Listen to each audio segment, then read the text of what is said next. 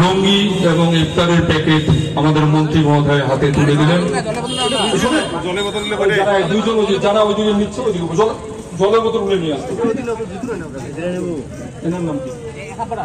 একাব্বর আলী মিয়াকে এবারে ইফতারের একটি প্যাকেট এবং একটু লুঙ্গি আমাদের মন্ত্রী মহোদয় ওনার হাতে তুলে দেবেন।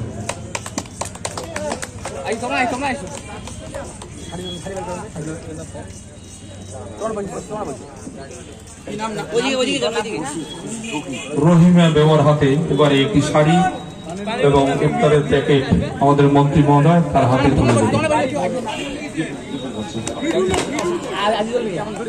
আজিজুল মিয়াকে আমাদের ব্লক সভাপতি সম্মানীয় দীপক ভট্টাচার্য মহাশয় একটি লুঙ্গি এবং ইফতারের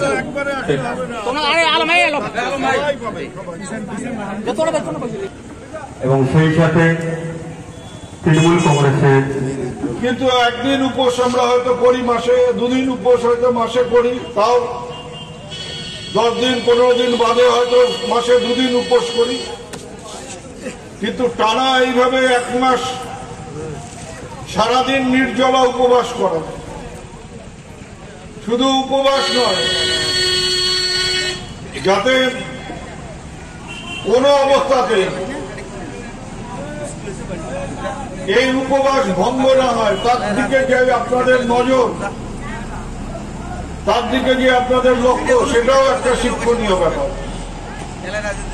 এর মধ্যে দিয়ে আপনারা আপনাদের যে ভক্তি শ্রদ্ধা সেটা উপরওয়ালার কাছে পৌঁছে দেন। আমি সবার মঙ্গল কামনা করি, সবাই ভালো থাকুন, সবাই সুস্থ থাকুন। আপনাদের আগাম খুশির ঈদের শুভেচ্ছা জানাই এবং সেই ঈদের দিন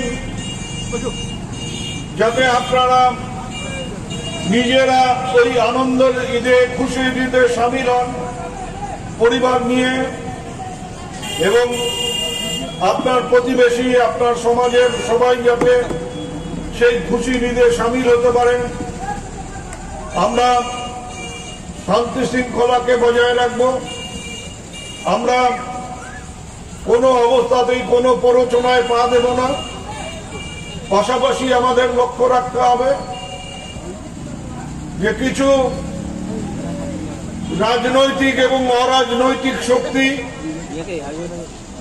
যারা আমাদের মধ্যে ধর্মীয় বিভাজন সৃষ্টি করতে চায়, আমরা যারা হিন্দু মুসলমান কাঁধে কাঁধ মিলিয়ে